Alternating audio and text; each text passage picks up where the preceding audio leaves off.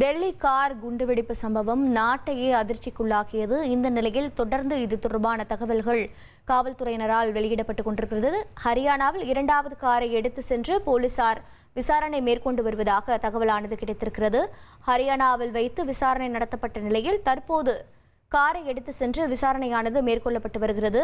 தற்போது உமர் முகமது என்பவர் இந்த கார் குண்டுவெடிப்பை நடத்தியவர் என்ற தகவல் கிடைத்தது. அவரின் புகைப்படத்தையும் பார்த்தோம். தற்போது காவல்துறையினர் அந்த காரை எடுத்து செல்லக்கூடிய காட்சிகளையும் பார்த்து கொண்டிருக்கிறோம். ஹரியானாவில் இரண்டாவது காரை காவல்துறையினர் எடுத்து சென்றிருக்கிறார்கள்.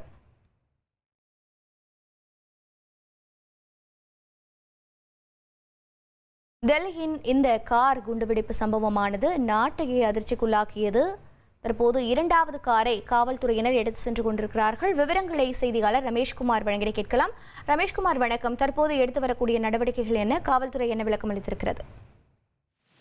டெல்லி செங்கோட்டை கார் வெடிப்பு சம்பவம் தொடர்பாக நேற்றைய தினம் ஹரியானா மாநிலம் கண்டிபாலி பகுதியில் சந்தேகிக்கப்படும் பயங்கரவாத குழுவினர் சிகப்பு வண்ண எக்கோஸ்போர்ட் காரை நேற்று தேசிய புலனாய்வு அமைப்பினர் மற்றும் ஹரியானா காவல்துறையினர் கண்டுபிடித்தனர்.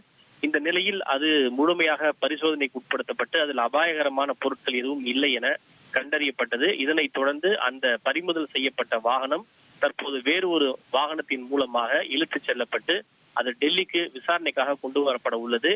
டெல்லிக்கு கொண்டு வரப்பட்ட பிறகு அது முழுமையான தடவியல் ஆய்வுக்கு உட்படுத்தப்பட இருக்கிறது. அதில் யாருடைய கைரேகையாவது பதிவாகி இருக்கிறதா, வெடி மருந்துகளுடைய தடயங்கள் ஏதேனும் இருக்கிறதா என்பது தொடர்பாக முழுமையான ஆய்வுக்கு உட்படுத்தப்பட இருக்கிறது. அதற்காக ஹரியானாவில் இருந்து அந்த வாகனம் மற்றொரு வாகனத்தின் மூலமாக டெல்லிக்கு இழுத்து வரப்பட இருக்கிறது. தகவல்களை வழங்கியதற்கு நன்றி ரமேஷ்குமார்.